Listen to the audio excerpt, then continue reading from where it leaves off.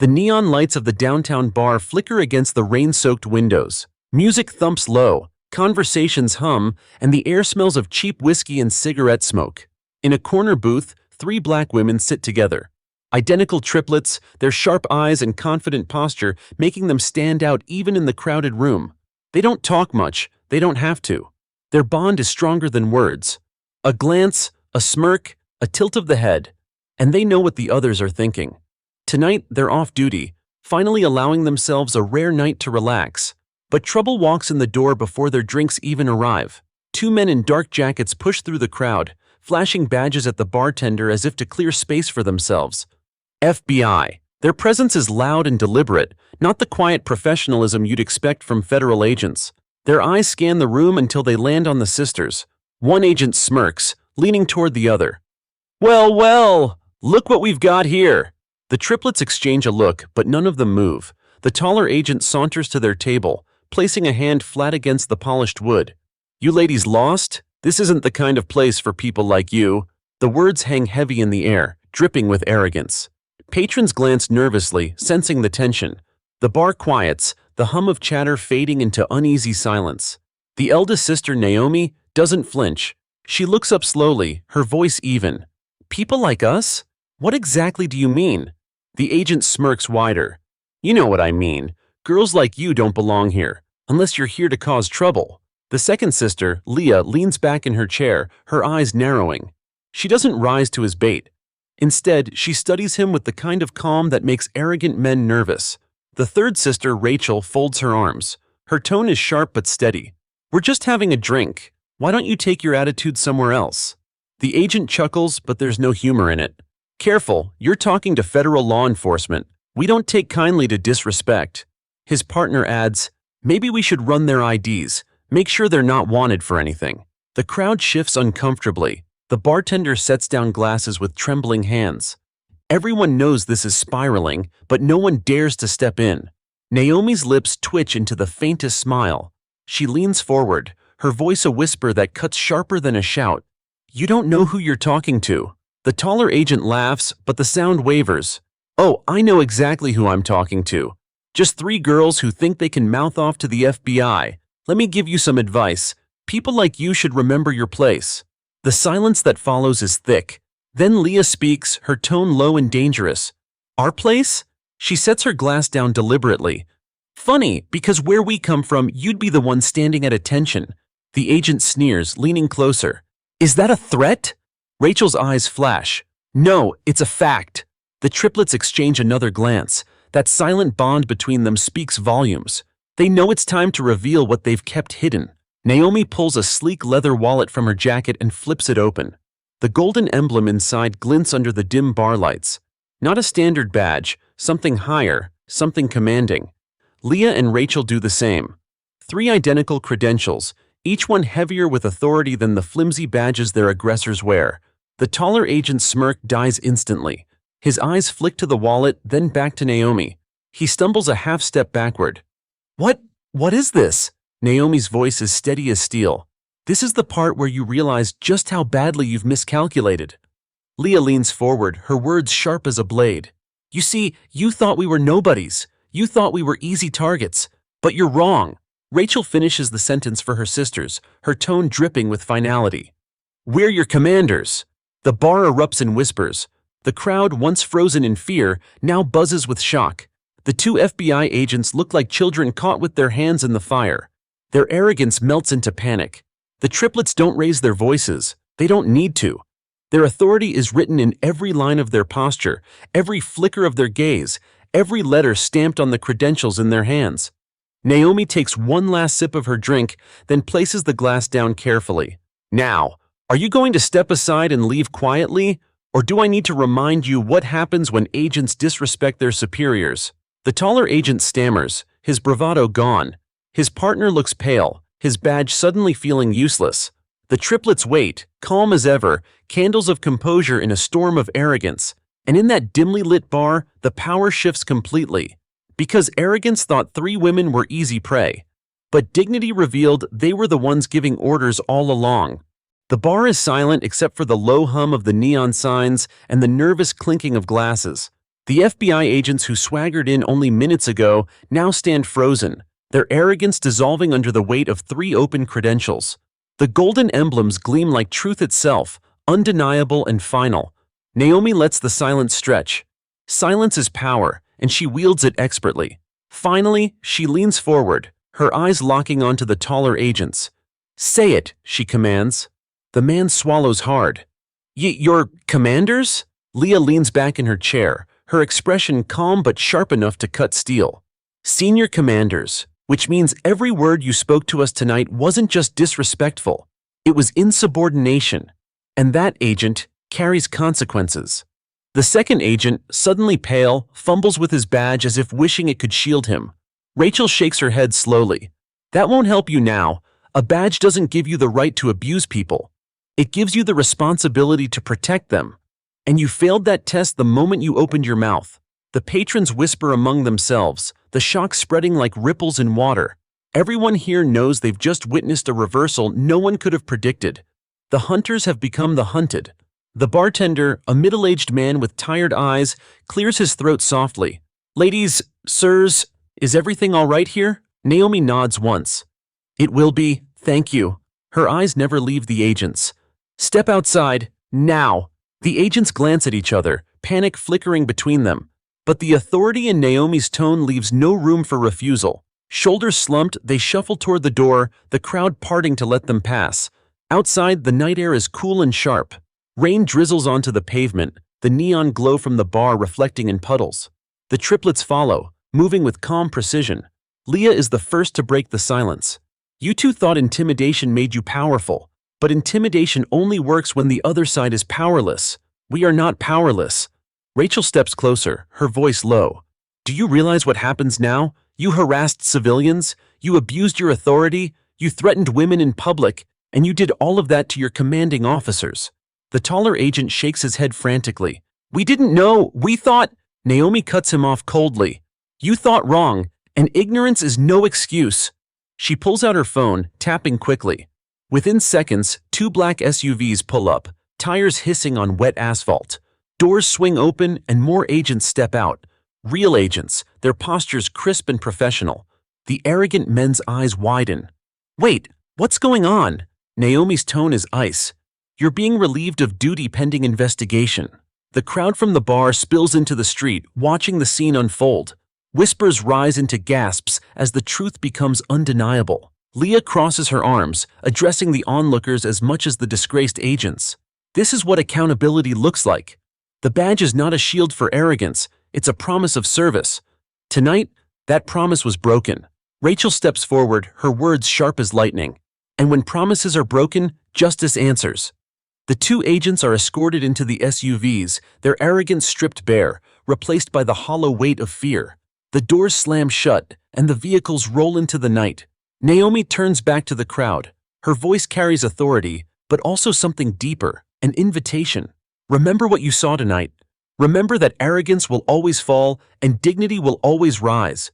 No matter the badge, no matter the uniform, justice is bigger than fear."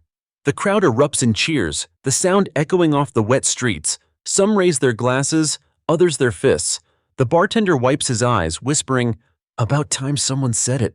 Back inside the bar, the triplets return to their booth. Their drinks sit untouched, the ice long since melted. Naomi picks hers up at last, swirling it gently. "Well," she says dryly, "that escalated quickly." Leah smirks. "Relaxing night out, huh?" Rachel chuckles softly.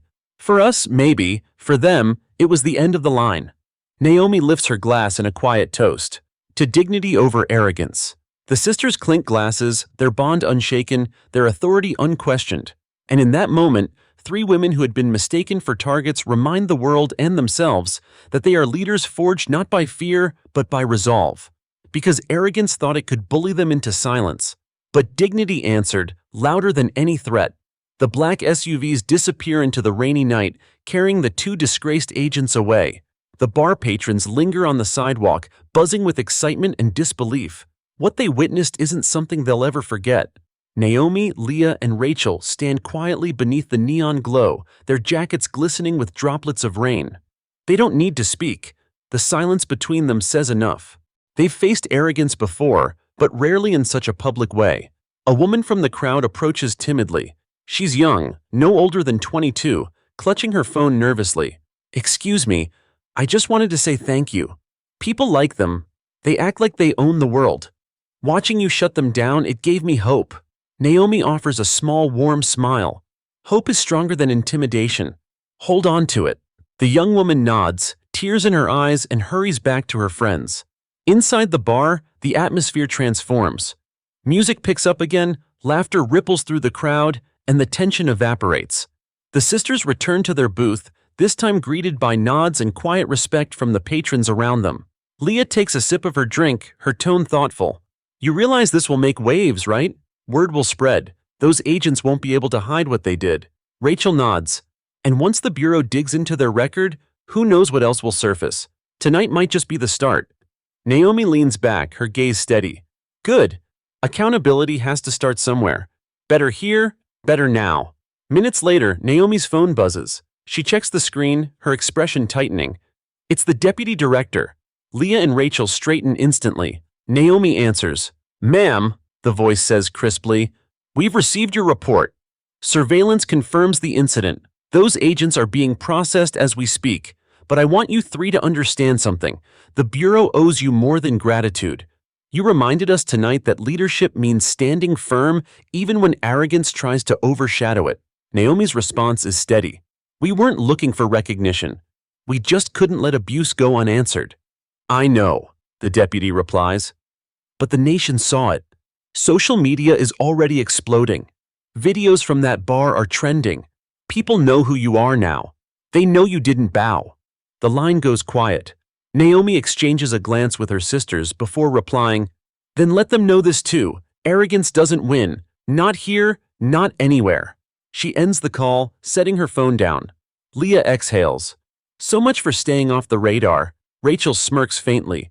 "We were never meant to stay off the radar, not with the roles we've been given." The sisters finish their drinks, but there's no going back to the quiet night they imagined. Their phones buzz with messages, news alerts, notifications flooding in. The story is already bigger than the bar. It's everywhere. Later, as they step out into the night, reporters are already gathering at the end of the block. Cameras flash, voices shout questions. "Commanders, what happened tonight? Do you think the Bureau needs reform? Are those agents symbolic of a larger problem?" Naomi raises a hand, silencing the chaos with practiced ease. "Tonight was about accountability. Nothing more, nothing less. Remember this. Authority is a responsibility, not a weapon, and when it's abused, justice will answer." Leah adds firmly, "This isn't about titles. It's about dignity. Everyone deserves it. Everyone." Rachel finishes, her tone sharp. "And if anyone forgets that, they'll be reminded." The reporters scribble furiously, cameras rolling. The triplets step into their own black SUV and disappear into the night, leaving behind a city buzzing with new electricity. Back at their apartment, the three sisters sit around the dining table, the glow of the city lights spilling through the window. Naomi places her badge on the table, staring at it for a long moment. "You know," she says softly, "we could have ignored them. We could have walked out quietly." Leah shakes her head. "If we had, they'd just do it again to someone else. Maybe someone who couldn't fight back." Rachel leans forward, her voice steady. "We did what we had to, and now people know. No one is untouchable." The room falls into silence again. Outside, the city hums, alive and restless. Naomi picks up her journal and writes, "Tonight, arrogance walked into a bar. Tonight, dignity walked out stronger. This is not an ending, it's a beginning. Because arrogance thought a corner booth was a place of weakness, but dignity turned it into a seat of power. By morning, the story has spread across the nation like wildfire. Footage from the bar, blurry cell phone clips capturing the confrontation, circulates on every platform. One video, in particular, goes viral. The moment Naomi flips open her credentials, the golden emblem shining as the arrogant agent stumbles back. The caption reads, "They thought they were in charge, they weren't." News anchors dissect the incident with urgency. Commentators praise the sisters' composure. One calls it the clearest reminder yet that arrogance has no place in the badge. Others debate what it means for the Bureau itself. At FBI headquarters, tension hangs in the air. Senior officials convene an emergency meeting. The director of operations leans forward, fingers steepled. We cannot afford this kind of publicity. It exposes cracks we'd rather keep hidden. But another voice, calmer, sharper, cuts through. Or maybe it exposes what needs fixing. Maybe this is exactly what we needed to see. Meanwhile, Naomi, Leah, and Rachel try to go about their day, but their phones buzz relentlessly. Messages from colleagues, texts from old friends, even emails from strangers flood in. Some are supportive, others are venomous. Leah scrolls through comments, her jaw tightening. They're already twisting it. Some say we staged it, others say we overstepped. Naomi takes her sister's phone gently and sets it aside. Let them talk. The truth doesn't need defending, it defends itself. Rachel, calm but firm, adds, "What matters is that the people saw it. They saw who we are. They saw what we stand for." Later that afternoon, they're summoned to headquarters. The building hums with whispers as they walk through the halls. Colleagues glance at them with a mix of respect and wariness. Inside the conference room, the deputy director greets them. Her expression is unreadable, but her eyes hold the faintest flicker of pride. "You've caused a storm," she says evenly, "but sometimes storms clear the air." Naomi responds, her tone steady, "We didn't go looking for trouble. Trouble came to us." "And you handled it," the deputy admits. "But now the Bureau has no choice but to confront what it's allowed to grow. Abuse of power. Arrogance in the field. The country is watching." The sisters exchange a glance. They know this is bigger than two arrogant agents in a bar. This is about the culture they've sworn to lead and change. That evening, they return home exhausted. Angela, a close friend and confidant, brings dinner. She sets the food down, eyeing the three women with concern. "Do you realize what you've stepped into? This isn't just headlines, it's politics now. You're symbols whether you like it or not." Rachel sighs. "We didn't choose to be symbols." Angela shakes her head. "No, but you don't get to choose. The world chose for you." Naomi stares out the window, watching city lights twinkle against the dark. "Then let's be the right kind of symbols."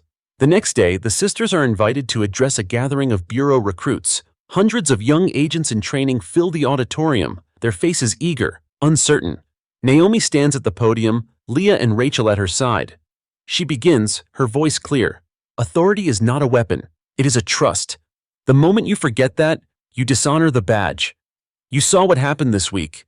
Arrogance tried to win. It failed. Don't ever forget why." Leah steps forward, her words sharp. "You'll be tested. You'll be tempted to throw your weight around to prove you're in charge. Don't. Real strength isn't in intimidation. It's in restraint." Rachel finishes, her voice low but commanding. "Remember this. Every choice you make carries weight. And if you ever forget that, you'll answer not just to us, but to the people you swore to protect." The recruits rise to their feet, applauding. Some cheer. Cameras capture the moment, streaming it beyond the Bureau walls. By nightfall, clips circulate online under the hashtag "had dignity in the badge." At home, Naomi writes in her journal by candlelight. "Arrogance walked into a bar and fell. Dignity rose and spread." This is not about three women. It is about everyone who carries a badge and everyone who deserves its protection. Tonight, the flame is bigger than us. Because arrogance thought this was just one confrontation, but dignity turned it into a movement. The recruits' applause still rings in Naomi's ears as the triplets leave the auditorium. For the first time since the confrontation at the bar, they feel the weight of what they've started. The Bureau isn't just reacting, it's listening.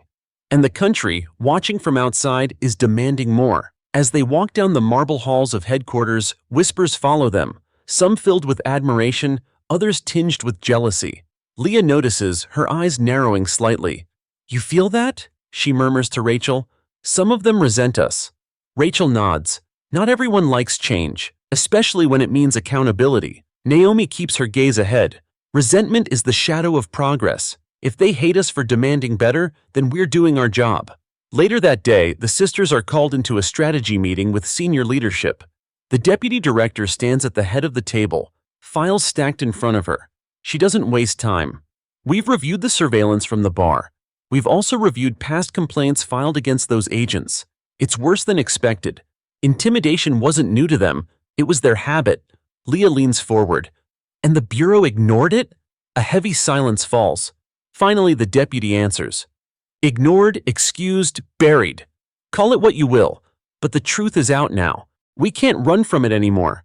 Rachel's voice is quiet, but it cuts like steel. "Then fix it." The deputy studies the three sisters, then nods slowly. We will, and you'll be part of leading that change, whether you want to or not. Outside, the world continues to react. News anchors debate what's next. Civil rights leaders praise the triplets for standing firm. Critics accuse them of grandstanding. Social media pulses with both admiration and hostility, but one truth is undeniable. The sisters have become symbols. At home, the weight of it presses in. Angela, always their anchor, lays dinner on the table and sighs. You've become lightning rods. Every word you say is dissected. Every step you take is filmed. You can't just be commanders anymore. You're icons. Naomi shakes her head. We didn't ask for that. Angela looks at her firmly. No one asks for it. But once it's given, you either run from it or use it. The sisters fall silent, each lost in thought. That Friday, Riverton Plaza hosts its first vigil inspired directly by the sisters. It starts with a few dozen candles, families gathering to stand against arrogance in law enforcement. By nightfall, thousands fill the square, chanting, "The badge protects, it doesn't threaten." Naomi, Leah, and Rachel watch from a distance, their faces illuminated by the sea of light. Leah whispers, "Look at that. It's bigger than us now." Rachel nods. It was always bigger than us. The following week, they're summoned again, this time to testify before a Senate subcommittee on law enforcement accountability. Cameras flash as they take their seats. Senators lean forward, pens poised. Naomi speaks first, her tone calm but commanding. What happened that night wasn't unique. It was only unique because it was filmed and because of who we are. But arrogance like that exists in every corner. And if we don't confront it, we dishonor the badge. Leah follows, her voice sharp. This isn't about politics, it's about people. The badge was meant to protect the powerless. The moment it's used to intimidate, it becomes meaningless. Rachel concludes, her voice steady. We are not here as symbols. We are here as officers who believe dignity must guide every action we take. Without dignity, authority is just arrogance in disguise. The hearing room falls silent. Cameras broadcast their words live, millions watching.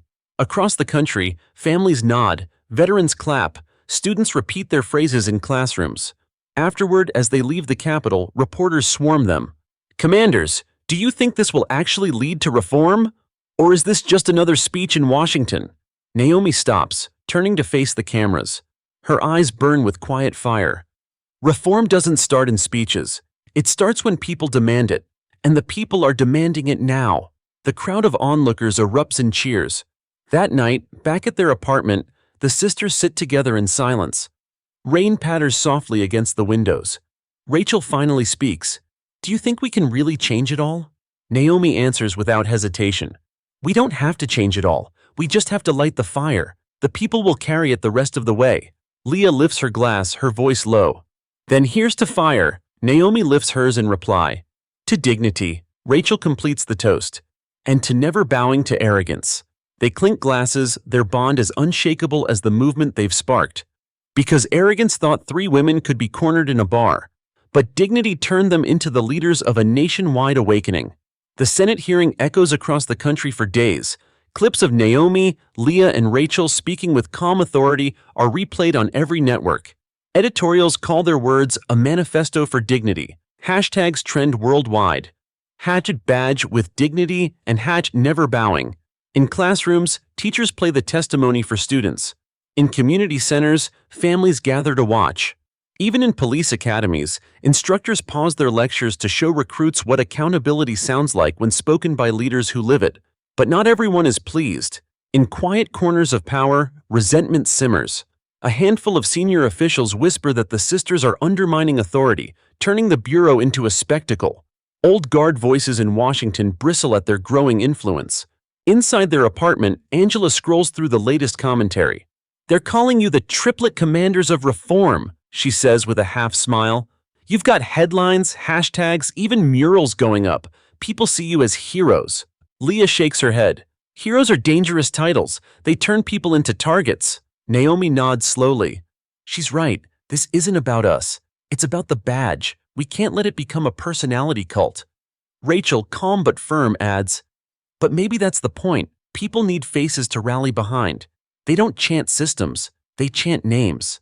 Angela sighs. And right now, they're chanting yours. That evening, they receive a call from the deputy director. Her tone is serious. You've ignited something real, but it's also dangerous. Extremist groups are furious. They're painting you as enemies, traitors, threats to real law enforcement. Intel suggests they're planning retaliation. Leah stiffens. Let them come. We've faced worse. The deputy doesn't soften her warning. Not like this. They want to make examples out of you. You need to understand what you're carrying. It's heavier than the badge now. The call ends, leaving the sisters in silence. 2 nights later, they attend another vigil at Riverton Plaza. The square is alive with light, thousands holding candles, their chants echoing into the night. Naomi steps onto the stage first, her voice strong. They said dignity couldn't survive arrogance. But look around you. What do you see? Light! The crowd roars. Leah continues, her words sharp as a blade. They said accountability would divide us. But what do we see? Unity! Rachel raises her candle high, finishing the chorus. They said fear would silence us. But what do we hear? Voices! The plaza thunders. The chants swell, echoing across the city. Light, unity, voices. Light, unity, voices. But as the cheers peak, a commotion ripples at the edge of the square. A group of masked agitators hurl smoke canisters, trying to scatter the crowd. Screams erupt. Parents clutch their children, the air thick with haze. Brooks, coordinating security, shouts into his radio. Perimeter breach! Contain them! Agents rush forward. Veterans in the crowd form human shields, guiding families to safety. On stage, the sisters refuse to move. Naomi's voice booms through the speakers. Do not bow, do not scatter. This is smoke, and smoke clears. The crowd steadies, lifting candles into the haze. Chants rise again, louder than the chaos. Smoke clears! Smoke clears!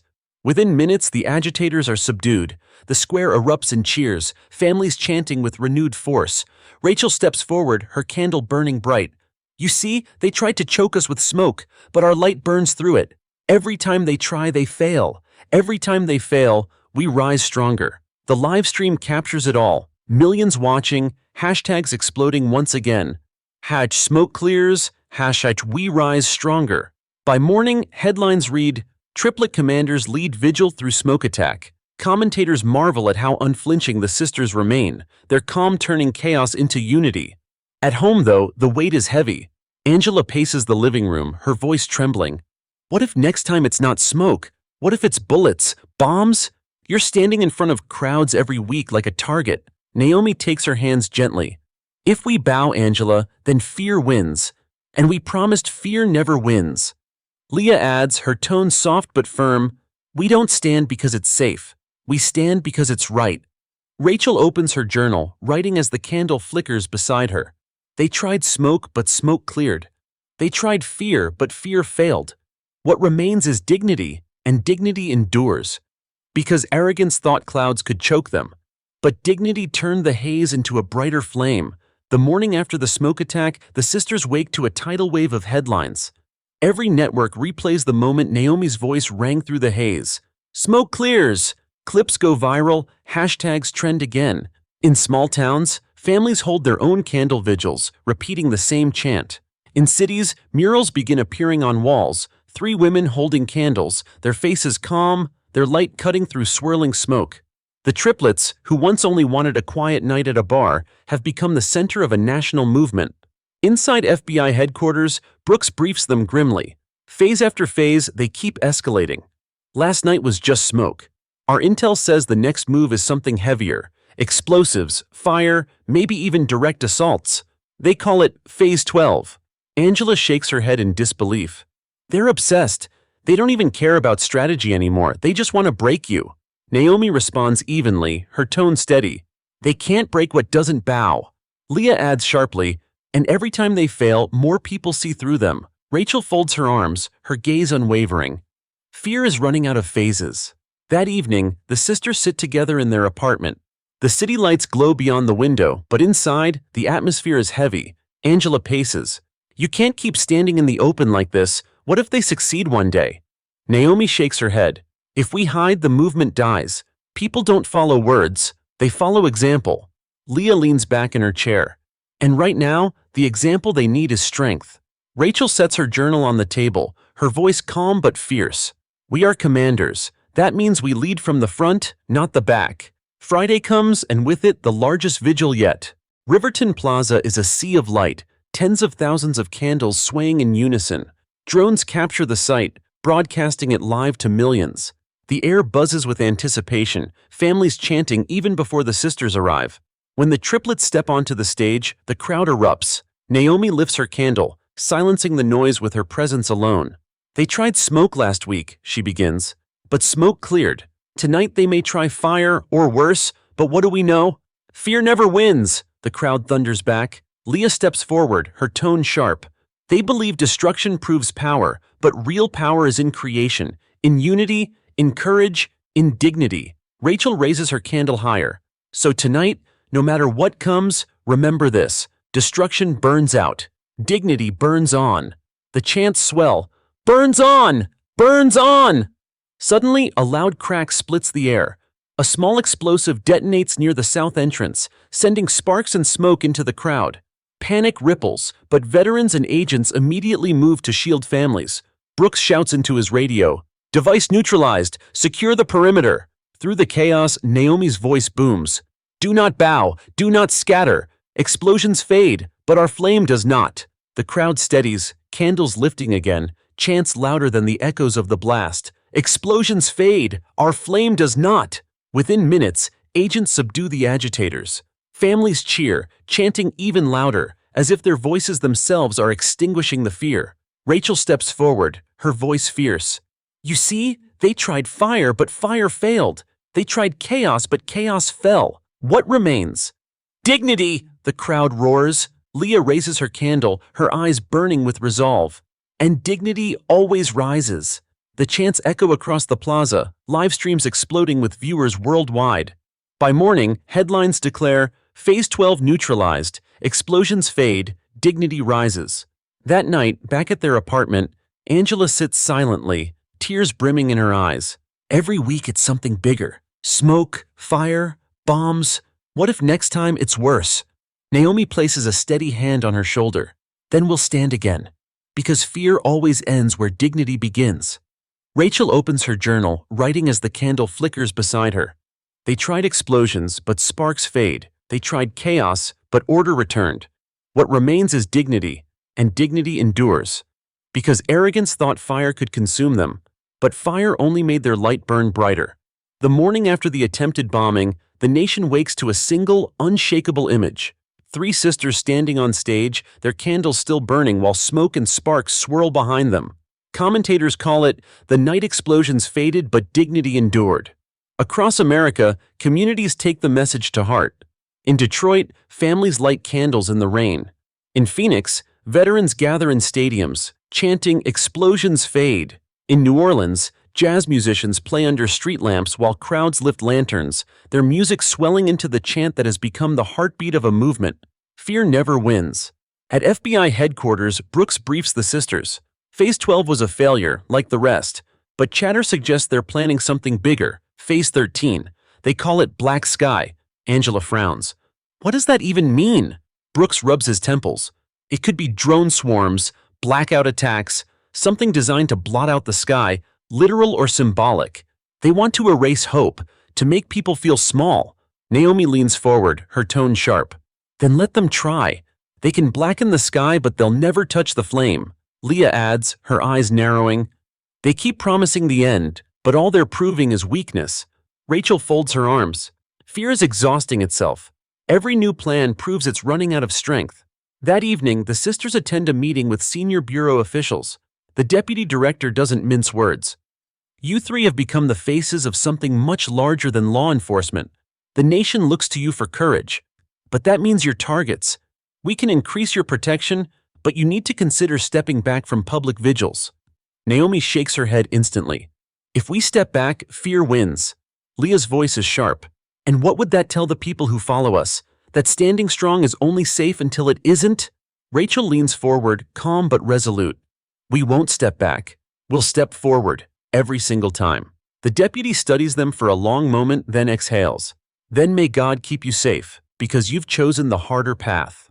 Friday arrives, and Riverton Plaza glows brighter than ever. Families fill every street, drones capturing a sea of candles stretching as far as the eye can see. Reporters call it the largest vigil in American history.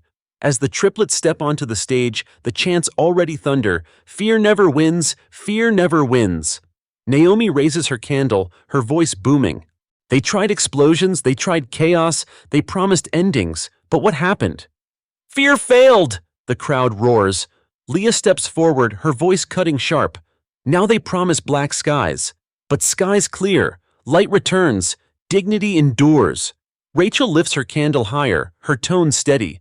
Even if they blot out the heavens, remember this: no darkness can stop a single flame.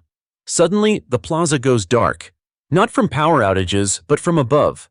Drones swarm the night sky, blocking the stars with buzzing shadows. They project images of chaos, flashing lights meant to terrify. Gasps ripple through the crowd. Children cry, parents clutch them close.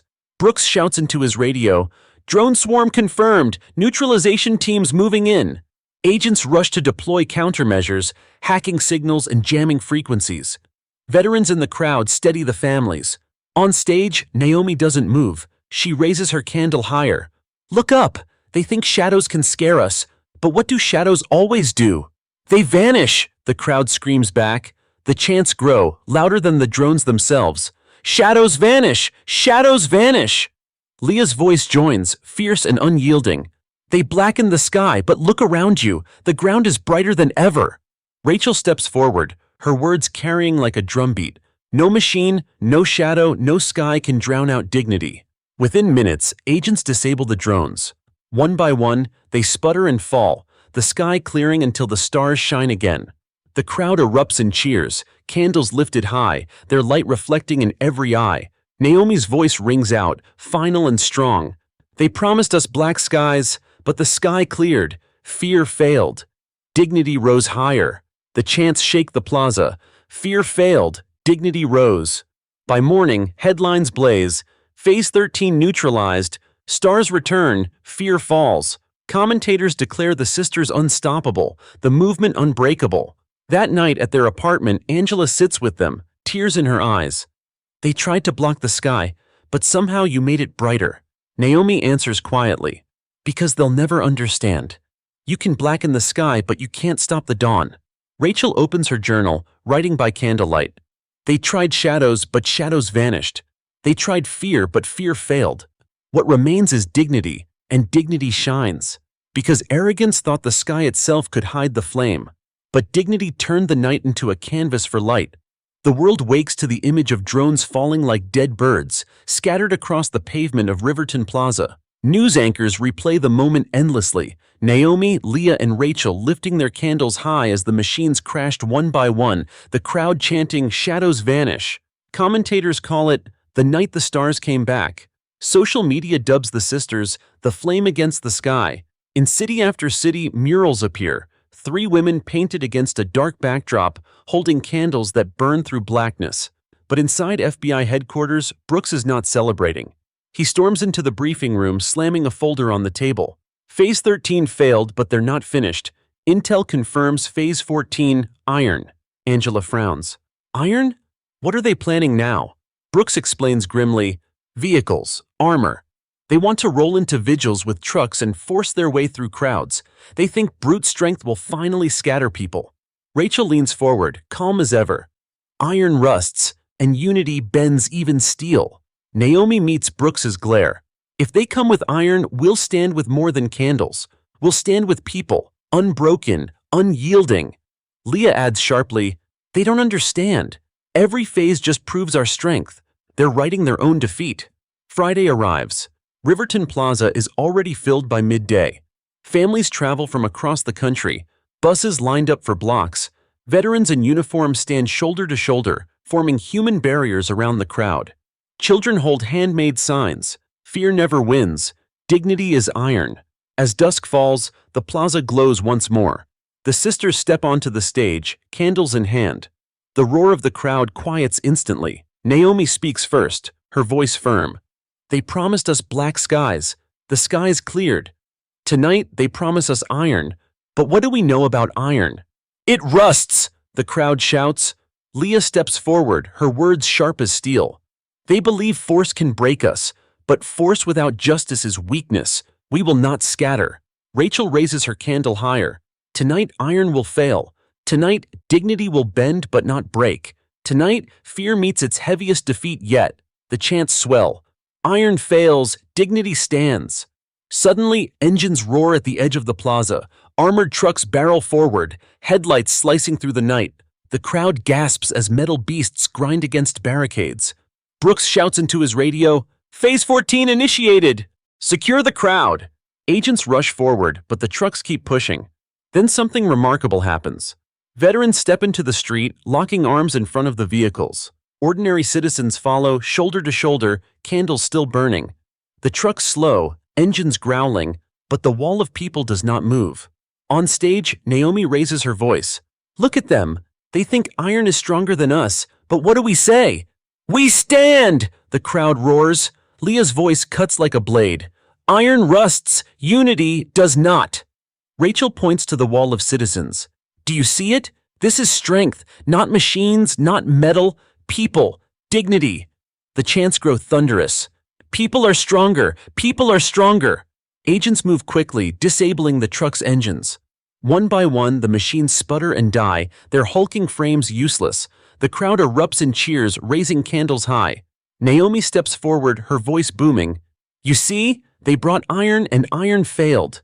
They brought force and force broke itself against our unity. Fear failed again. The plaza shakes with chants. Fear failed. Fear failed." By morning, headlines blaze. Phase 14 neutralized, iron rusts, dignity stands. Commentators declare it the most powerful moment yet. Ordinary citizens, unarmed, standing against armored trucks. At home, Angela can hardly speak. Tears stream down her face as she grips Naomi's hand. "You were standing against tanks with nothing but candles. How are you not afraid?" Naomi answers softly. "Of course we're afraid, but courage isn't the absence of fear. Courage is standing anyway." Leah adds, her tone sharp, "And unity is stronger than any machine." Rachel opens her journal, candlelight flickering. She writes, "They brought iron, but iron rusts. They brought force, but force broke. What remains is dignity, and dignity is unbreakable, because arrogance thought steel could crush them. But the night proved, people are stronger than machines, and dignity bends no chains. The world cannot look away. The image of citizens locking arms against armored trucks, candles in hand, floods every screen. News anchors call it, 'The night iron rusted.' Editorials praise the sisters for standing firm, but even more, they celebrate the people who joined them. One headline in bold letters reads, 'People are stronger than machines.' In small towns, families march through the streets with signs painted hastily. 'Unity is iron.' In New York, workers stop traffic for 10 minutes to hold candles in silence. In Houston, veterans recreate the human wall across a city bridge, their bodies a testament to courage. Inside FBI headquarters, Brooks is weary but resolute.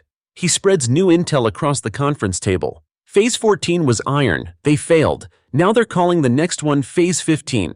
Stormfire. Angela stares. Stormfire? What does that even mean? Brooks explains grimly, "They want to combine chaos, fireworks, flares, maybe even incendiary devices with coordinated riots, a storm of fire and noise to overwhelm order." Naomi leans forward, her eyes steady. Storms burn themselves out. Fire consumes itself. They'll fail like the rest. Leah crosses her arms. "And every time they fail, we rise stronger." Rachel adds softly, "They're not building strength. They're burning it away. Fear eats itself alive." Friday comes quickly. Riverton Plaza swells larger than ever before. Families camp out from dawn, determined not to miss the vigil. By nightfall, the square is overflowing, streets for miles packed with candles. Drones hover overhead, broadcasting to the world. The sisters step onto the stage. The roar of the crowd shakes the plaza, but silence falls the moment Naomi lifts her candle. "They promised us iron, but iron rusted. Now they promise us fire. But what do we know about fire?" "It burns out!" the crowd roars. Leah steps forward, her tone sharp as a blade. "They believe chaos is power, but chaos fades. Order endures." Rachel raises her candle, her voice calm but commanding. "So tonight, no matter what flames they throw, remember this. Fire dies, but dignity burns on." The chants swell. Fire dies. Dignity burns on. Suddenly, chaos erupts at the edges of the plaza. Fireworks explode overhead, flares hiss across the ground, smoke fills the air. Agitators toss firebombs into trash cans, igniting flames. Panic ripples through the crowd. Brooks shouts into his radio, "Phase 15 initiated! Contain the fire teams!" Agents sprint into action. Veterans form human chains. Families clutch their candles tightly. On stage, Naomi doesn't flinch. Her voice booms over the roar of explosions. "Do not bow! Do not scatter! Look around you! Fire burns out, but our flame does not!" The crowd steadies. Chants thunder. "Our flame does not! Our flame does not!" Leah points to the rising smoke, her voice fierce. "They want storms, but storms pass." Rachel steps forward, her candle glowing bright through the haze. "They want fire, but fire dies." The chants rise louder, stronger, drowning out the chaos. "Storms pass, fire dies, storms pass, fire dies." Within minutes, agents extinguish the flames. Fireworks fizzle, smoke clears. The agitators are dragged away in handcuffs, their storm reduced to nothing but embers. The plaza erupts in cheers, families chanting louder than before. Naomi raises her candle again. "You see, they promise stormfire, but storms end. Fires die. Fear failed again." The chants shake the square. Fear failed, fear failed. By morning, headlines blaze. Phase 15 neutralized, fires die, dignity burns on. Commentators declare it proof the extremists have nothing left but empty noise. That night, back at their apartment, Angela's voice trembles. "They threw everything at you. Smoke, fire, bombs, trucks, and you're still standing. How long can this go on before it breaks you?" Naomi takes her sister's hand.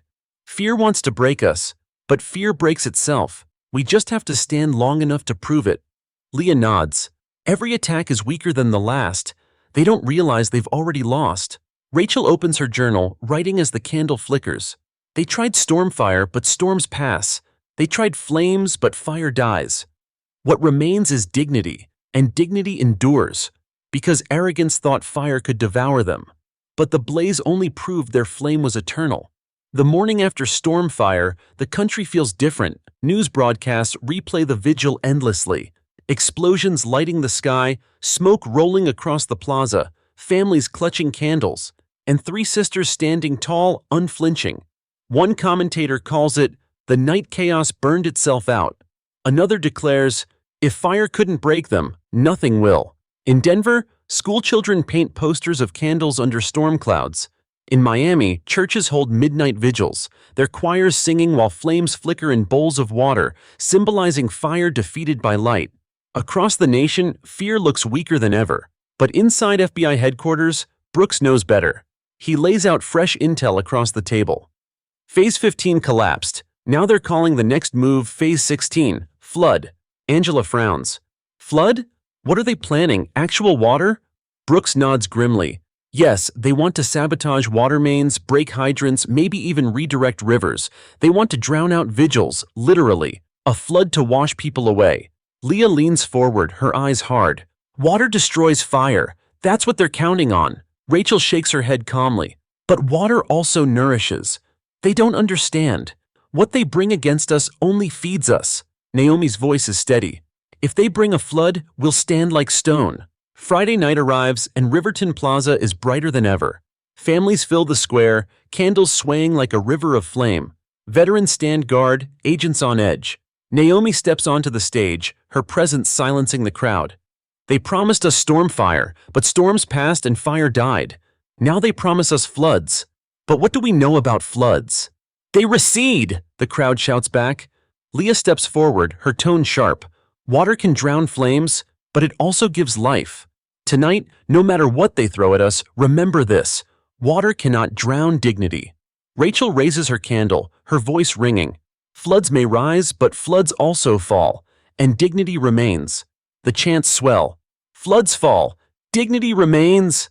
Then chaos strikes. Fire hydrants explode at the plaza's edge, water gushing high into the air, pouring across the pavement. Pipes rupture beneath the streets, geysers shooting upward. Within moments, the square is drenched, water rushing toward the stage. Screams erupt. Families scramble, holding children close. Brooks shouts into his radio.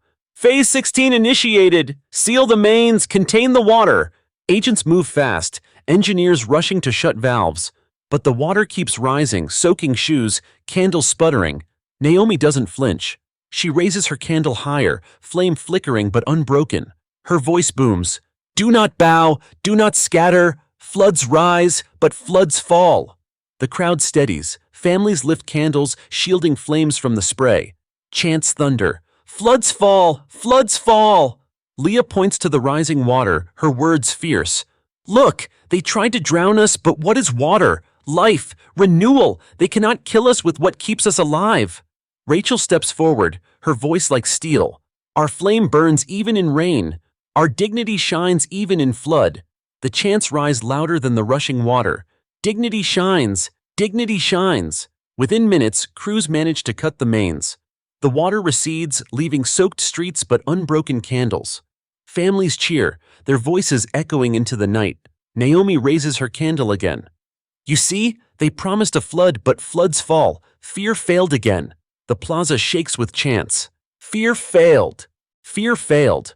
By morning, headlines blaze. Phase 16 neutralized. Floods fall. Dignity remains. Commentators marvel at how, even drenched, the crowd refused to bow. At home, Angela wraps herself in a blanket, still shivering.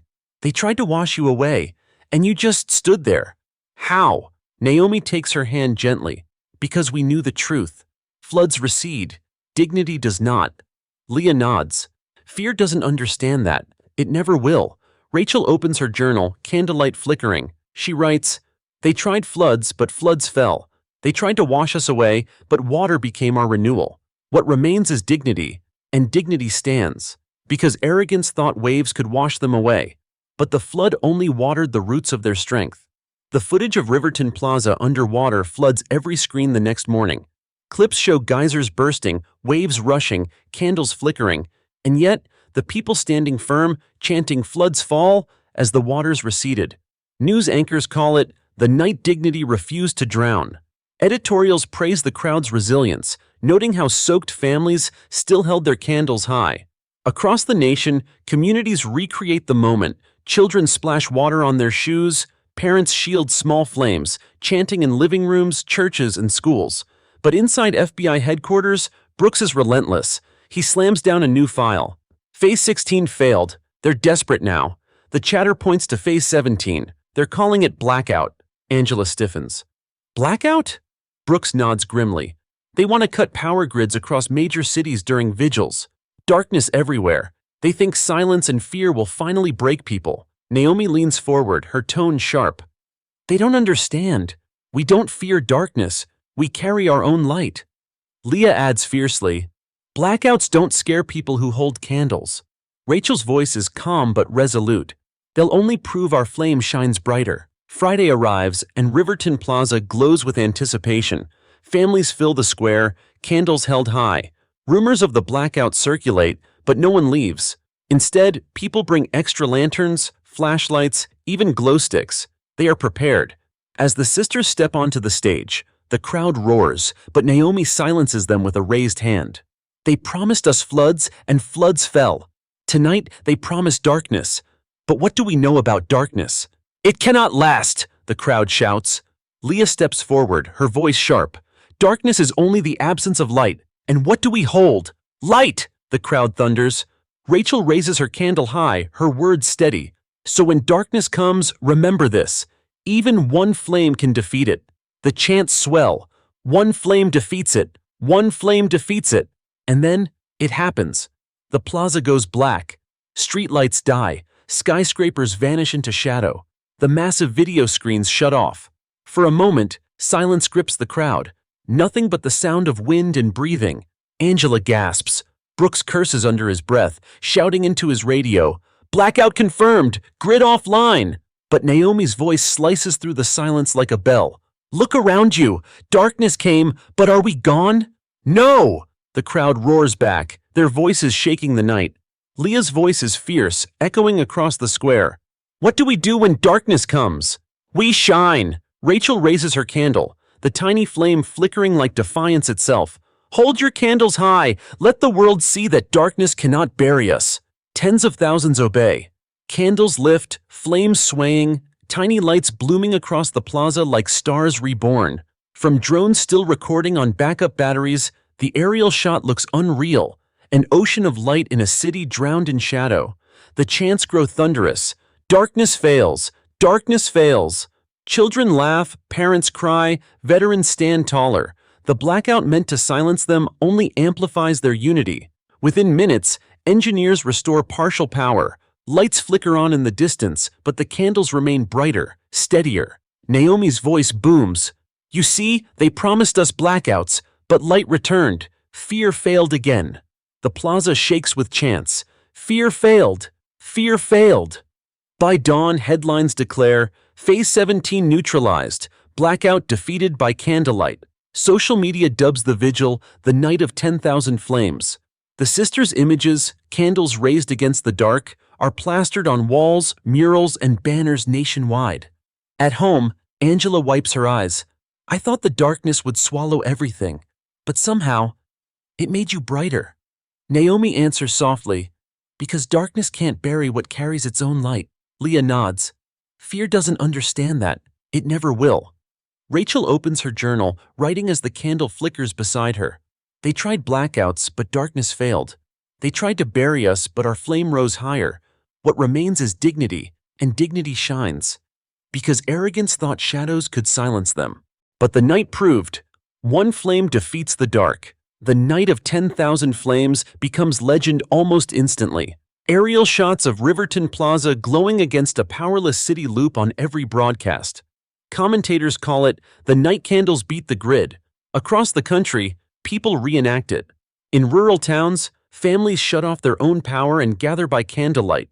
In universities, students hold vigils in darkened gyms, chanting, darkness fails. Churches and mosques alike fill with candles, voices rising as one. But inside FBI headquarters, Brooks has no illusions. He spreads new intel across the table, his jaw tight. Phase 17 collapsed. Now they're moving to Phase 18. They call it quake. Angela's brow furrows. Quake? What does that mean? An actual earthquake? Brooks shakes his head. Not natural. They want to shake foundations, literally and symbolically. Explosives placed near buildings, fake alarms, controlled blasts to rattle people's sense of safety. They think trembling ground will finally break resolve. Naomi's voice is calm but firm. The ground may shake, but we stand firm. Leah adds, her eyes hard. Quakes don't last. Dignity does. Rachel nods. Every tremor proves our foundation is stronger than fear. Friday comes, and Riverton Plaza swells with more people than ever. Some arrive with walking sticks, others in wheelchairs, determined to be part of history. Families camp for hours, holding candles even before dusk. When the sisters step onto the stage, the crowd is already chanting. Naomi raises her candle, silencing them instantly. They promised us floods, and floods fell. They promised us blackouts, but darkness failed. Now they promise quakes. But what do we know about quakes? They end! The crowd roars. Leah steps forward, her voice cutting sharp. The ground may tremble, but dignity does not. Tonight, even if the earth shakes, we remain unbroken. Rachel raises her candle high, her words steady. Fear may shake the ground, but it cannot shake who we are. The chants swell. Unbroken, unshaken, unbroken, unshaken. Then it begins. A loud boom rattles the plaza. The stage shakes, windows tremble in their frames. Panic ripples through the crowd. Seconds later, another blast echoes. This time closer, the ground beneath their feet vibrating. Brooks shouts into his radio, controlled charges, they're trying to destabilize the square, teams move in. Agents scramble to contain the blasts, while engineers rush to disable more devices. Sirens wail in the distance, amplifying the sense of chaos. Naomi grips the podium, her candle burning steady. Her voice cuts through the trembling. Do not bow, do not scatter, quakes end, but dignity does not. The crowd steadies, holding their candles tighter. Children cry, but parents lift them high, chanting louder than the echoes of the blasts. Leah points toward the trembling pavement, her voice fierce. Do you feel it? The ground shakes, but we don't. Fear shakes itself, not us. Rachel steps forward, her tone like iron. Tremors pass, foundations stand, and our foundation is dignity. The chants swell into thunder. Foundations stand, foundations stand. After minutes that feel like hours, The blasts cease. Agents secure the perimeter. Engineers confirm the square is safe. The tremors fade into silence. Naomi raises her candle once more, her voice booming. You see, they promised us quakes, but quakes end. We remain. Fear failed again. The plaza shakes with chants. Fear failed. Fear failed. By morning, headlines declare, Phase 18 neutralized. Quakes end. Dignity stands. Editorials praise the crowd for refusing to scatter, their stillness stronger than the trembling earth. At home, Angela trembles, her voice breaking. The ground itself was shaking. I thought it would swallow you. How do you keep standing? Naomi takes her hand gently. Because fear trembles, not us. Fear shakes itself apart, Leah adds, her tone sharp. And every quake only proves our foundation is unbreakable. Rachel opens her journal, candlelight flickering. She writes, They tried quakes, but quakes ended. They tried to shake us, but we remained. What remains is dignity, and dignity does not tremble, because arrogance thought the earth itself could break them. But the tremors only revealed the strength of their foundation. The morning after the tremors, the country is buzzing. Clips of the plaza shaking, windows rattling, and yet tens of thousands holding their candles high flood every channel. One journalist declares, They stood still when the ground itself could not. In Seattle, children stomped their feet in classrooms, pretending to make mini quakes before lifting paper candles above their heads. In Dallas, firefighters gather in uniform chanting, Foundations stand. Even abroad, people light candles in solidarity, their chants echoing across borders. But inside FBI headquarters, Brooks knows the fight isn't over. He spreads a new file across the table. His face is grim. Phase 18 failed. Now comes Phase 19. They're calling it storm surge. Angela exhales sharply. Storm surge? Like floods again? Brooks nods. Bigger. They plan to unleash chaos using water and electricity together. Burst dams, sabotaged substations, floods that carry sparks.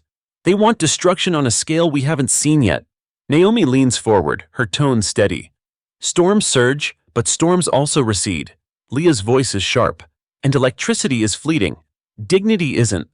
Rachel folds her hands calmly. They'll only prove they're out of ideas, grasping at desperation. Friday arrives and Riverton Plaza is prepared like never before. Engineers reinforce barriers, firefighters stand ready, emergency teams line the perimeter, but families still fill the square, fearless, determined. Their candles already lit as dusk falls. Naomi steps onto the stage, the roar of the crowd quieting instantly. They promised us quakes, and quakes ended. Now they promise storm surges. But what do we know about storms? They pass what? The crowd answers. Leah steps forward, her tone fierce. Water rises, sparks flash, but both fade. Our flame does not. Rachel raises her candle high, her voice ringing. Even if waves crash and lightning strikes, one truth remains. Dignity is stronger than storms. The chants swell. Dignity is stronger. Dignity is stronger. And then it begins. A roar of water bursts from sabotaged pipes at the plaza's edge. Waves surge across the pavement, sparks crackling as electrical boxes short-circuit. Lights flicker, the air buzzing with energy. Families gasp, clutching one another. Brooks shouts into his radio, Phase 19 initiated. Flood and electric sabotage confirmed. Agents rush to contain the surge. Engineers racing to cut live wires. Firefighters leap into the rising water, redirecting its flow. On stage, Naomi's voice cuts through the chaos like thunder. Do not bow, do not scatter. Storms surge, but storms pass. The crowd steadies, candles raised even as water rushes around their ankles. Chants thunder. Storms pass, storms pass. Leah points toward the sparking wires, her voice fierce. They thought sparks could blind us, but sparks fade. Look, our light still burns. Rachel steps forward, her candle flickering but unbroken. Waves may rise, but they fall again. Fear cannot hold back the tide forever. The chants grow louder, shaking the night. Waves fall, sparks fade. Waves fall, sparks fade. Within minutes, engineers shut down the compromised grid. Firefighters redirect the water into storm drains. The chaos fades into silence, leaving soaked streets but unbroken flames. Naomi raises her candle, her voice booming. You see, they promised us storm surges, but storms passed, sparks faded, fear failed again. The plaza erupts, chants echoing. Fear failed. Fear failed. By dawn, headlines blaze. Phase 19 neutralized. Storms pass. Dignity holds. Commentators declare it the most powerful defiance yet. Water and electricity could not drown or blind the movement. At home, Angela sits wrapped in blankets, her voice trembling. Every week it gets bigger. Smoke, fire, quakes, floods, blackouts, and now storm surges. How much longer can this go on? Naomi takes her hand gently. As long as it takes, because fear never lasts. Only dignity does. Leah nods, her tone sharp. Fear is burning itself out. All we have to do is keep standing. Rachel opens her journal, writing as the candle flickers. They tried storm surges, but storms passed. They tried sparks, but sparks faded. What remains is dignity, and dignity holds. Because arrogance thought waves and lightning could crush them. But the storm only proved their flame outshines the sky. The morning after the storm surge, America wakes to headlines declaring victory yet again. Newspapers show photographs of soaked families standing defiantly, candles flickering against sparks and rushing water. One journalist writes, "If even lightning and waves cannot drown their flame, then nothing can." In schools, children build paper boats with candles drawn on them, chanting "storms pass" as they float them in basins of water. In Chicago, firefighters march down Michigan Avenue, lanterns in hand, proving that even those who fight flames see dignity as the brighter fire. But inside FBI headquarters, Brooks knows the extremists won't stop. He lays out another file, his face grim. Phase 19 failed. Now they're moving to Phase 20. They're calling it collapse. Angela leans forward, her voice tense. Collapse? Collapse of what? Brooks explains. They want to simulate structural failures, stage building collapses, spread rumors of crumbling foundations, use explosives to frighten people into thinking nothing is safe. They believe if walls fall, people will scatter. Naomi's voice is steady. Walls can fall, but people stand. Leah adds fiercely, buildings may collapse, but dignity does not. Rachel nods calmly. They keep forgetting. Fear only destroys itself. Friday arrives, and Riverton Plaza fills earlier than ever. Families travel from across the nation, determined not to miss what many believe will be a historic stand. Drones circle overhead, broadcasting the vigil live to millions worldwide. As the sisters step onto the stage, the chants thunder before they even speak. Naomi raises her candle, and silence sweeps the plaza. They promised us storm surges, but storms passed. Tonight they promise collapse. But what do we know about collapse? It rises again, the crowd roars. Leah steps forward, her tone sharp as iron. Walls may fall, stones may crumble, but we are not walls. We are people, and people endure. Rachel raises her candle high, her voice calm but fierce. Even if the ground breaks and the buildings fall, dignity stands taller. The chants swell. Dignity stands taller, dignity stands taller. And then it begins. A thunderous boom shakes the far edge of the plaza. A small building nearby crumbles in a staged demolition, dust rising into the night sky. Screams erupt, panic rippling through the crowd. Seconds later, another blast topples scaffolding, debris scattering. Brooks shouts into his radio, "Phase 20 initiated. Explosives confirmed. Secure the perimeter." Agents rush to evacuate the endangered zones. Firefighters sprint toward the collapsing structures. The ground shakes, dust clouds rolling across the square. Naomi grips the podium, her candle steady. Her voice booms over the chaos. "Do not bow, do not scatter. Walls may fall, but we do not." The crowd steadies, their voices rising into chants. "We do not! We do not!" Leah points to the crumbling buildings, her voice cutting sharp. "Look, they thought falling walls would break us, but walls fall, dignity does not." Rachel steps forward, her words carrying like thunder. "Collapse is their weapon, but resilience is ours, and resilience stands taller than any wall." The chants grow deafening. "Resilience stands taller. Resilience stands taller." Within minutes, engineers confirm the blasts were controlled, structures targeted and empty. The dust begins to settle. Families lift their candles higher, flames glowing through the haze. Naomi raises her candle once more, her voice unshaken. "You see, they promised collapse, but what collapsed was their arrogance. Fear failed again."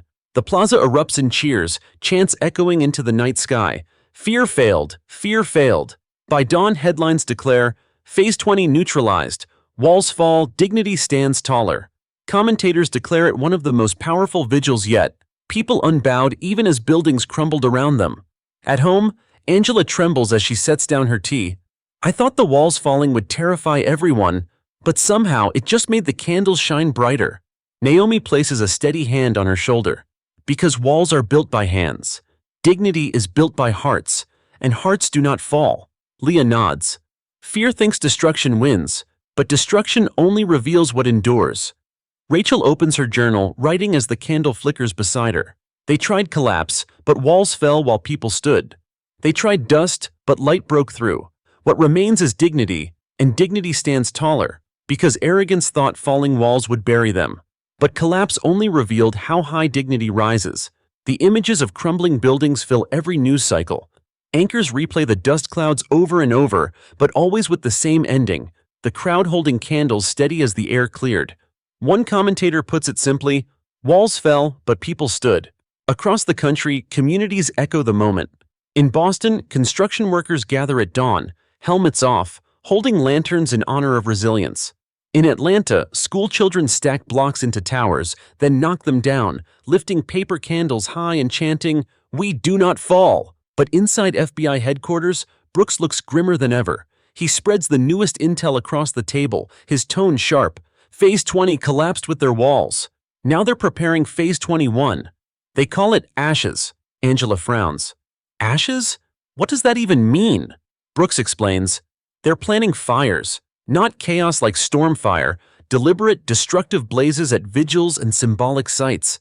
They want to leave nothing but ashes, so the people feel everything is burned away. Naomi's eyes narrow.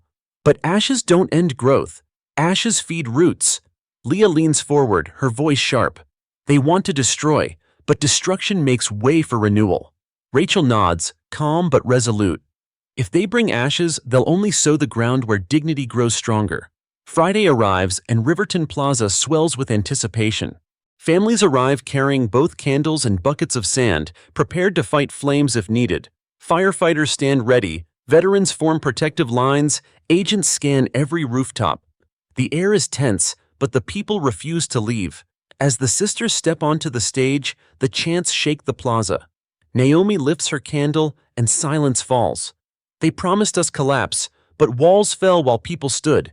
Now they promise us ashes. But what do we know about ashes? They feed growth, the crowd roars. Leah steps forward, her tone fierce. They think fire ends us, but fire consumes itself. Ashes are not the end, they are the beginning. Rachel raises her candle, her words steady. So tonight, no matter what burns, remember this. Dignity grows from ashes. The chants swell. Dignity grows. Dignity grows. Suddenly, flames erupt at the far edge of the plaza. Molotovs shatter, tents ignite, smoke rising into the night. Screams ripple through the crowd, but firefighters rush forward, agents chasing the attackers. Brooks shouts into his radio, Phase 21 initiated! Multiple fires! Contain and extinguish! The sisters do not move. Naomi's voice booms over the crackling flames. Do not bow! Do not scatter! Fire fades, but dignity grows. Families lift their candles higher, voices roaring louder than the fire. Fire fades! Dignity grows! Leah points to the flames, her words sharp. Look! It devours itself. Every second the fire burns, it grows weaker. Rachel steps forward, her tone like iron. They think ashes are the end, but ashes are fertile ground. Tonight proves it. Fear cannot bury us. Within minutes, the flames are contained. Smoke lingers, but the crowd stands unshaken, candles glowing through the haze. Naomi raises her candle again, her voice carrying into the night. You see, they promised ashes, but ashes only feed growth. Fear failed again. The plaza erupts in chants. Fear failed, fear failed. By morning, headlines declare, Phase 21 neutralized. Ashes. Feed growth, dignity endures. Commentators declare it poetic. The very destruction meant to end the movement only strengthened it. At home, Angela trembles as she wipes soot from her jacket. You were surrounded by fire. I thought it would swallow everything. Naomi takes her hand gently. It couldn't, because fire consumes itself. It has no future. Leah nods firmly. But dignity does. Rachel opens her journal, candlelight flickering. She writes, They tried ashes, but ashes fed growth. They tried fire, but fire consumed itself. What remains is dignity, and dignity endures, because arrogance thought flames would bury them, but the ashes only nourished their roots. The images of fire swirling at Riverton Plaza dominate the news cycle. Families clutching candles in the smoke, firefighters dousing flames while chants rose louder than the crackle. All of it replays on every network. One anchor sums it up simply: ashes could not end them. Ashes became their ground for growth.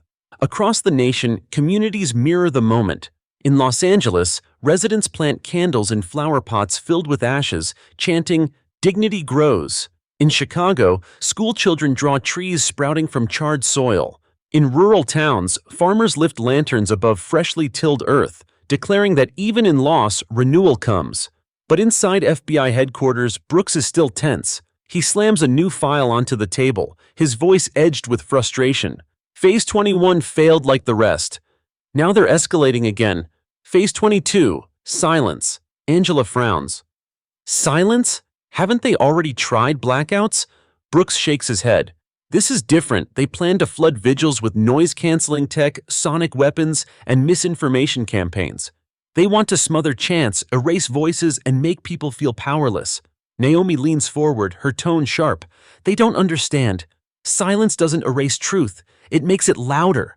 Leah's eyes flash. Noise and silence are both powerless against conviction. Rachel nods, her voice calm. If they try to mute us, our dignity will speak louder in the stillness. Friday comes, and Riverton Plaza swells with anticipation. Families whisper about what's coming, but no one leaves. Thousands fill the square, candles glowing against the night sky. The sisters step onto the stage, and the chants thunder instantly. Fear never wins. Fear never wins. Naomi lifts her candle, and the crowd quiets. They promised us ashes, but ashes fed growth. Now they promise silence. But what do we know about silence? It cannot last, the crowd roars. Leah steps forward, her tone fierce. They believe silence erases us, but silence is only space for our dignity to echo louder. Rachel raises her candle high, her voice steady. Even if no sound comes, even if every voice is muted, dignity remains unbroken. The chants swell. Dignity echoes, and then it happens. High-pitched sonic pulses cut through the plaza, painful in their sharpness. Chants falter as families cover their ears. Moments later, sound-dampening drones hum overhead, blanketing the square in unnatural quiet. Microphones cut out. The sisters' voices vanish. Angela gasps. They've muted everything. Brooks curses under his breath. Phase 22 confirmed. They're using silence as a weapon. For a moment, the plaza is eerily still. Thousands of candles glowing in silence. Only the hum of drones overhead. But then, Naomi does something unexpected. She lowers her microphone, lifts her candle, and places her finger to her lips, calling for quiet, not defiance. The crowd obeys, watching. Slowly, she lifts her other hand and presses it against her chest, then points outward. The meaning is clear. Our hearts speak louder than sound. Leah follows, holding her candle high, tapping it gently 3 times against the podium. Tap, tap, tap. Rachel joins, striking her candle's base softly. Tap, tap, tap. Within seconds, the entire plaza joins in. Tens of thousands of taps echo in rhythm, a heartbeat of unity, louder than any chant. The sound builds, reverberating through the night like thunder. The drones hum, but the tapping grows louder. Families press their candles against tables, poles, even the ground. Tap, tap, tap, until the silence is broken by the rhythm of defiance.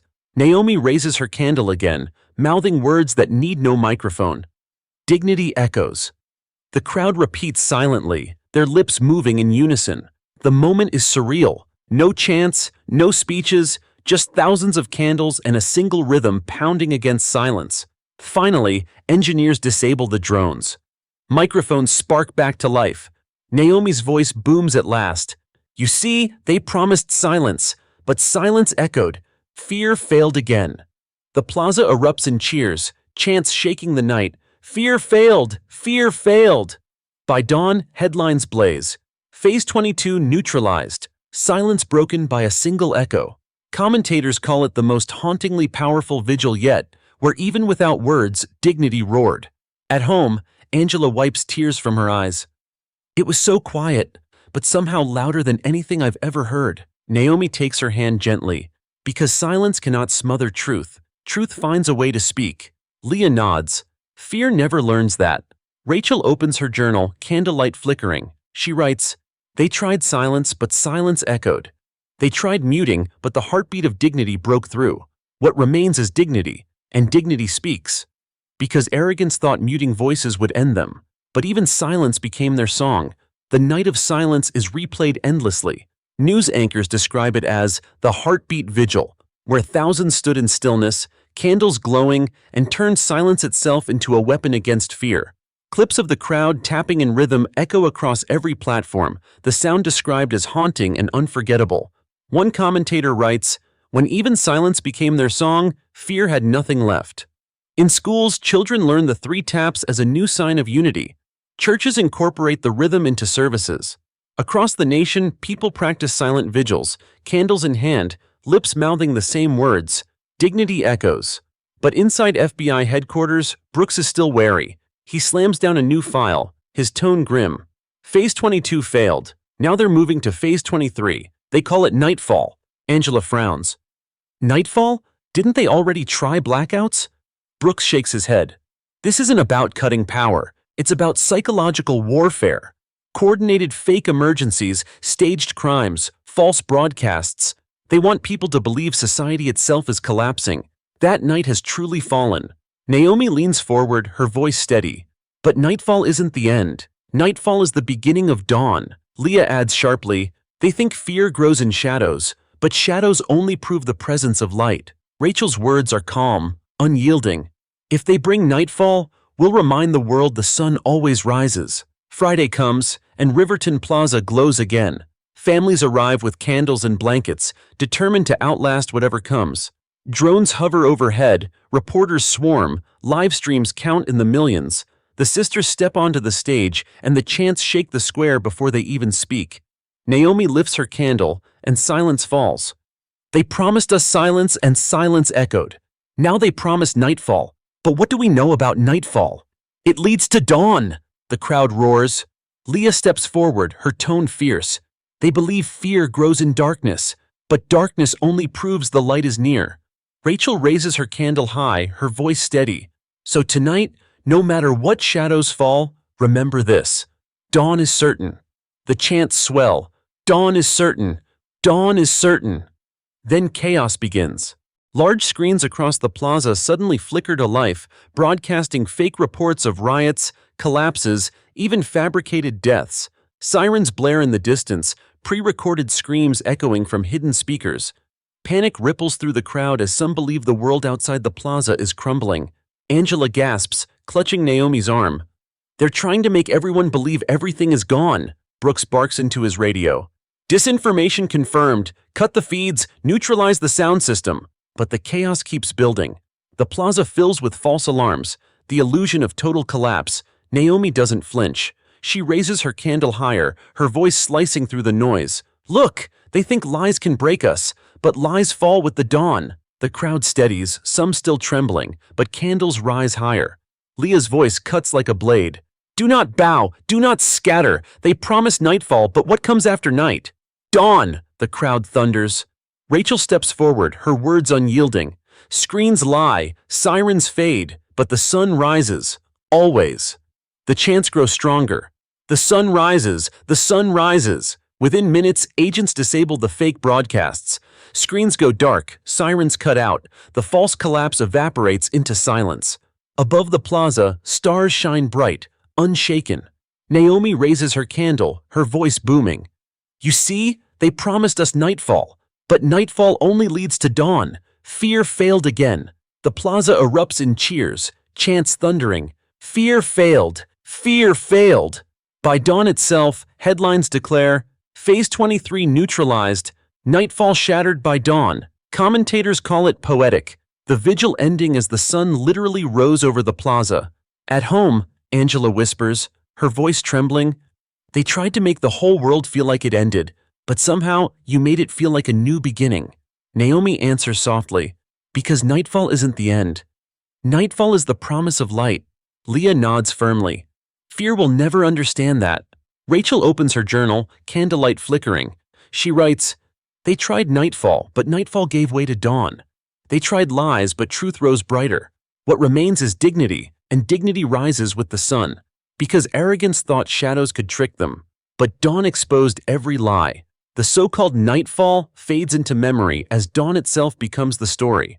Images of the sun rising over Riverton Plaza, thousands of candles still lit, the crowd chanting, 'The sun rises,' spread across the world. Commentators declare, when fear promised night, they delivered dawn. In Boston, churches ring their bells at sunrise in solidarity. In San Francisco, joggers stop mid-run to lift lanterns as the sun breaks the horizon. Across Europe and Africa, vigils spring up in public squares, all echoing the same chant. Dawn is certain. But at FBI headquarters, Brooks is still tense. He lays out the newest intel, his voice sharp. Phase 23 failed. Now they're moving to Phase 24. They call it Storm. Angela frowns. Storm? Haven't they already used that name? Brooks nods grimly. This isn't smoke or fire. This is everything at once. They're planning coordinated chaos, explosives, fake riots, sound, drones, floods, all designed to overwhelm. Their final storm. Naomi's voice is steady. Storms rage, but storms pass. Leah adds firmly, they think more chaos means more power, but chaos devours itself. Rachel's tone is calm but cutting. The bigger the storm, the faster it breaks. Friday arrives and Riverton Plaza is prepared for anything. Engineers, firefighters, veterans, agents, everyone is ready. Families fill the square, holding candles despite the fear buzzing in the air. The sisters step onto the stage and the chants roar instantly. Naomi raises her candle, quieting them. They promised us nightfall, but dawn came. Now they promise a storm. But what do we know about storms? They pass, the crowd roars. Leah steps forward, her words sharp. Lightning strikes, thunder roars, winds howl, but every storm dies. Dignity remains. Rachel raises her candle high. So tonight, no matter how loud the storm rages, remember this. We are the calm that outlasts it. The chants swell. We are the calm. We are the calm. And then it begins. Explosions erupt at the edge of the plaza, smoke filling the air. Drones swarm overhead, buzzing like hornets. Sirens blare, flares ignite, sprinklers burst water across the crowd. It's chaos in every direction, noise and light designed to overwhelm. Angela gasps, clutching Naomi's arm. It's everything at once, Brooks shouts into his radio. Phase 24 confirmed. Contain all threats. Don't let them scatter the crowd. For a moment, panic ripples, but then Naomi lifts her candle higher, her voice slicing through the chaos.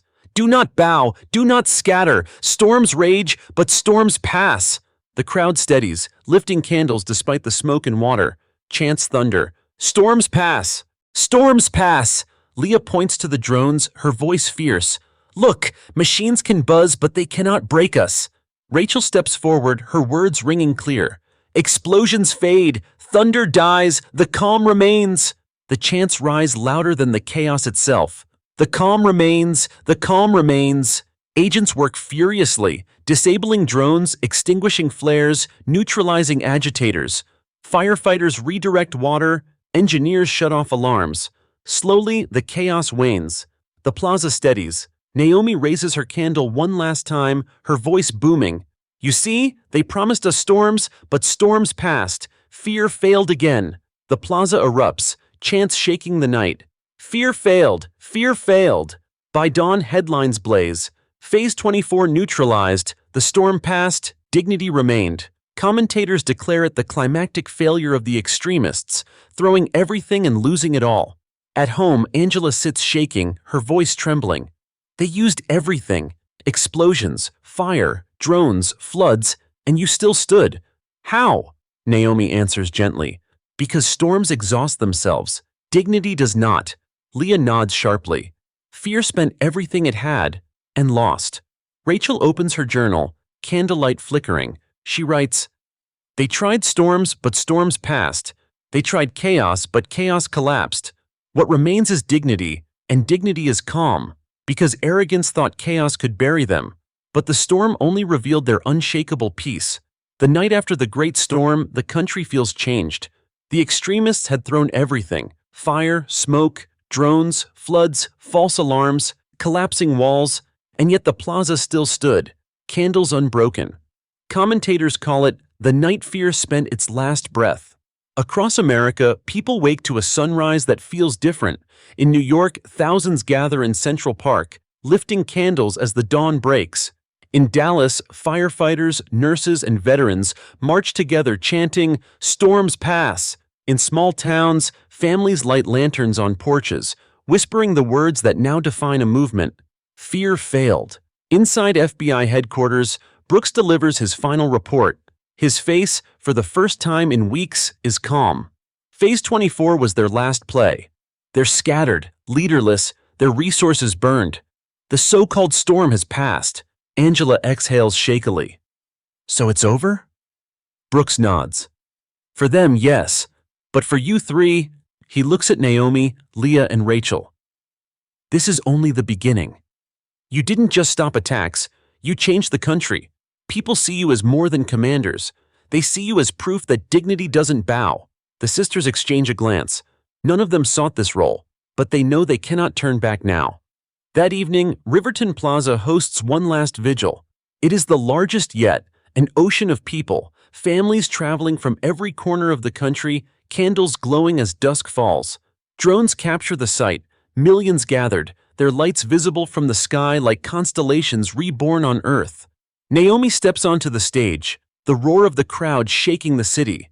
She raises her candle, and silence falls instantly. They promised us smoke, but smoke cleared. They promised us fire, but fire died. They promised floods, blackouts, quakes, ashes, silence, nightfall, storms, and every time, what happened? Fear failed, the crowd thunders. Leah steps forward, her voice sharp as a blade. They thought chaos could bury us, but chaos devoured itself, and still we stand. Rachel raises her candle high, her tone steady but fierce. So tonight, let the whole world remember this. Fear never wins. Dignity always rises. The chants swell, shaking the plaza. Fear never wins. Dignity always rises. Suddenly, from the edge of the square, someone attempts one last desperate act. A single agitator lights a flare, tossing it toward the stage. Gasps ripple through the crowd. But before it can spark chaos, a veteran steps forward, stomping it out with a steady boot. He raises his fist, shouting, "Fear fails!" The crowd erupts, voices louder than thunder. "Fear fails! Fear fails!" Naomi smiles faintly, her candle unwavering. You see, even in the end, they tried once more, and once more they failed. The chants echo into the night, live streams carrying the sound to millions across the globe. Commentators watching call it the final failure of fear. By dawn, the plaza is quiet again, but the movement is everywhere. Families drive home with candles in their cars, children draw flames in notebooks, soldiers in distant bases whisper the chant before duty. Back at their apartment, Angela sits with the sisters as the first light of morning pours through the window. She wipes her eyes. "You did it. They're finished." Naomi shakes her head softly. "No, Angela. We didn't finish anything. We began something." Leah leans forward, her voice steady. "Fear destroyed itself, but dignity, we gave it a voice." Rachel opens her journal one last time. Candlelight flickers as she writes, "They tried storms, but storms passed. They tried silence, but silence echoed. They tried night, but dawn rose. Fear failed. Dignity endured. And dignity will always endure." She closes the journal slowly, the flame beside her burning steady, because arrogance thought destruction could win. But history will remember. Fear failed, and dignity wrote the future.